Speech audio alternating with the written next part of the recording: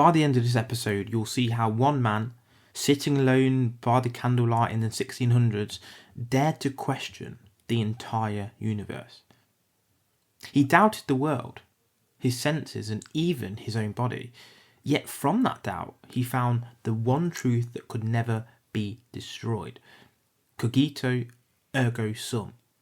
I think, therefore I am. René Descartes didn't just invent a philosophy, he rewired the human mind. He gave us a blueprint for modern science, psychology, and even artificial intelligence. And his legacy forces you to ask the same haunting question today. Is everything you see an illusion? What's real? So picture this, it's winter in 1619. You're a young soldier in the Bavarian army. You've just taken shelter in a tiny cabin during a snowstorm. The world outside is chaos, religion at war with reason, superstition ruling over science. And in that candlelit solitude, you ask yourself the question that will change human thought forever. What can I know for certain? That was René Descartes' world, filled with dogma, authority and blind faith. But René had something else, an obsession with certainty.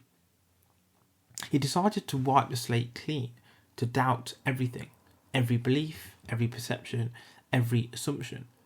He called the radical process Methodic Doubt, the systematic destruction of falsehood to uncover what's truly indubitable. Let's step into Descartes' mind for a moment. Close your eyes, imagine you're sitting at your desk right now. You feel your hands on the table, you hear my voice, you see the light around you.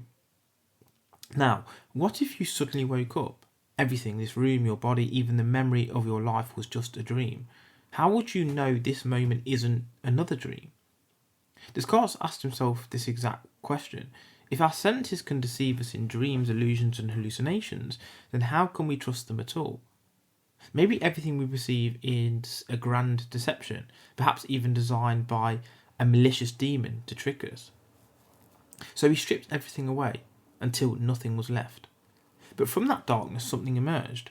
Even if a demon deceives you, you must exist to be deceived. Even if you doubt everything, you must exist to doubt. The realization hit like lightning. Cogito ergo sum. I think, therefore I am. This wasn't just clever wordplay, it was the foundation stone of modern philosophy. Descartes had found the one truth that could not be doubted, the existence of consciousness itself. You can doubt the world, your memories, even your body, but not the fact that you're aware. Consciousness, he realised, is the core of being. This single insight reshaped how humanity defines reality. It moved truth from outside authority to inner awareness. It said, you are the beginning point of all knowledge. Descartes then asked, if senses can lie, what can't? His answer was reason. He became the father of rationalism, the idea that true knowledge comes not from experience but from logical thought. You don't see that 2 + 2 = 4, you know it by reasoning. You don't touch geometry, you conceive it. He believed some truths were innate ideas, built into the human mind before any experience. Mathematics, logic, the very concept of perfection. You didn't learn them, they were wired into consciousness. To Descartes, the universe itself must be structured like a giant equation, governed by reason, not chaos, and humanity's purpose was to understand that divine logic. If the mind followed reason, then what about matter? Descartes saw the physical world as a vast, predictable mechanism, the mechanistic universe. Nature, he said, is like a clock, every gear obeying mathematical laws. Rain falls not by magic, but by gravity. Hearts beat not by spirit, but by design. This vision birthed modern physics and engineering. It's the logic behind every motor, every robot, every digital circuit today.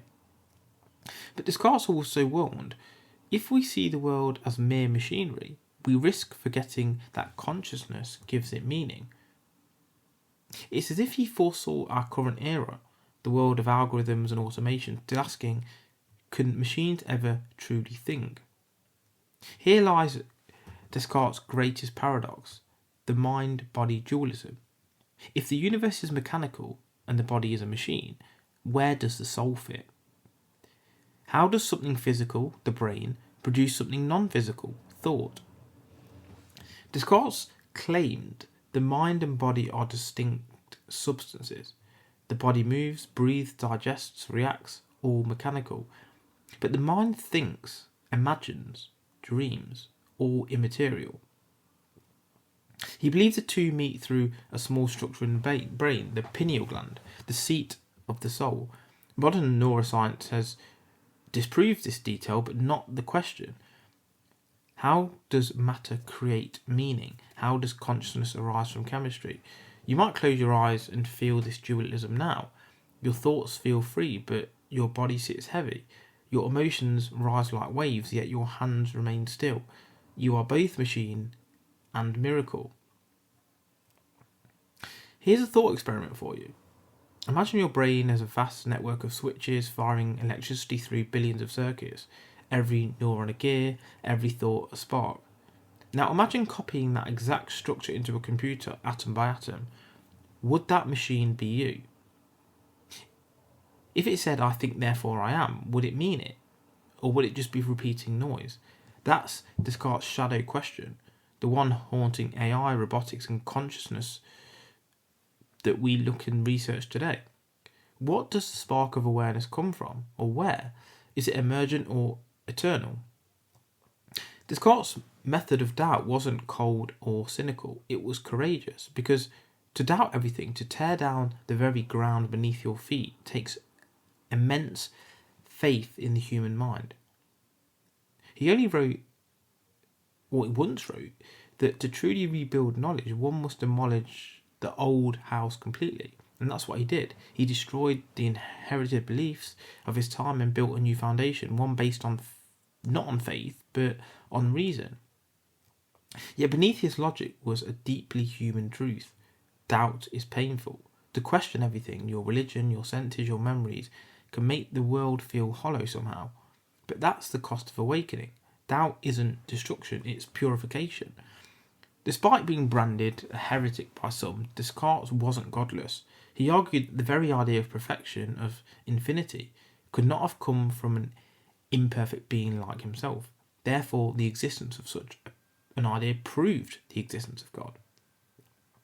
To him, God was the ultimate mathematician, the architect of a cosmic machine, and humanity's reason was a reflection of this divine logic. It was his way of saying, faith and reason are not enemies, they're two sides of the same truth. Descartes died in 1650 in the freezing halls of Stockholm, tutoring Queen Christina of Sweden. He was buried in obscurity, his mind moved multiple times over the centuries. And if the world couldn't quite decide where to put him, being moved all the time. But his ideas, they're everywhere. Every time you question what's real, every time you think before you believe, you're invoking Descartes. Every scientific method, every algorithm, every neurological map owes its lineage to his pursuit of certainty. He gave us permission to doubt, and in doing so, he gave us freedom. Look around you now. You get AI, VR, digital identity. These are the children of Descartes' questions. You live in the echo of Cogito, ergo sum. In an age where you can't tell what's real, where videos can lie and AI can speak, his method of doubt is more vital than ever. He'd tell you, don't trust what you see, trust what you can reason through. Because in a world of noise, the only truth that never changes is the fact that you're aware. You think, therefore you are. René Descartes taught humanity that the path to truth begins not with certainty but with courage, the courage to doubt. So next time you find yourself questioning everything, remember that's not confusion, that's consciousness evolving. Doubt is the furnace of wisdom, reason the hammer, and awareness, that's the quiet, undeniable presence within you. It's the eternal spark that proves you exist. Cogito ergo sum. You think, therefore you are.